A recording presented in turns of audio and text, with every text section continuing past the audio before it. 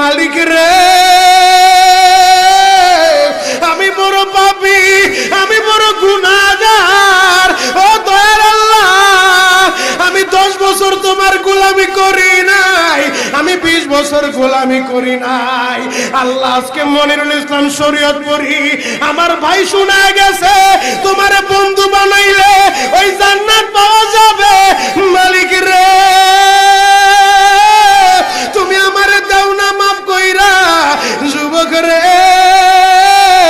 যদি কেউ আল্লাহরে বন্ধু বানাইতে পারে তার কোনো আর চিন্তা নাই, তার চিন্তার কারণ নাই গো বাবা। এ যুবক ভাইরা, দাড়ি পাকা বাবাজিরা, সবাই আমার দিকে একটা নজর তাকান।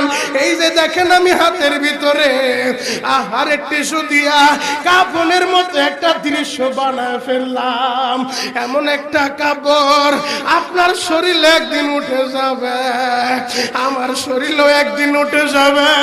ও চেয়ারম্যান ভাইরা, ও মেম্বার ভাইরা, ও নেতা ভাইরা, ও আলেম ভাইরা, এখন কাঁদতে বলছি, শুধু কাঁদবা।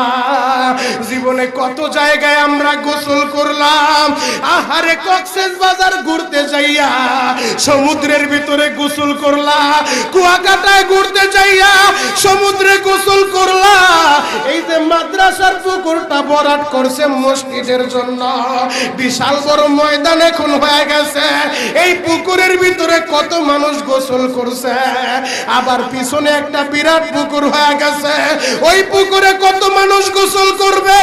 ও সোনামুখীর বাবা গো, তোমার বাড়িতে নিজের টিউবওয়েলে কতদিন তুমি গোসল করছো?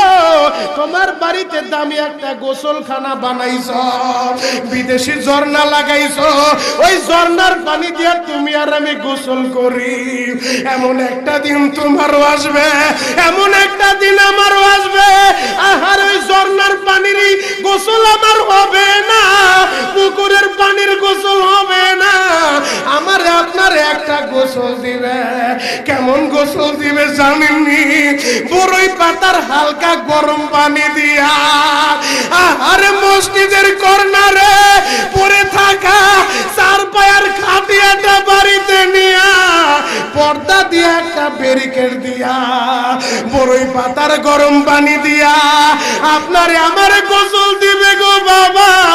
ওই গোসলটা যেদিন দেওয়া হবে, আহারে, এরপরে আর দামি কাপড় পরতে দিবে না।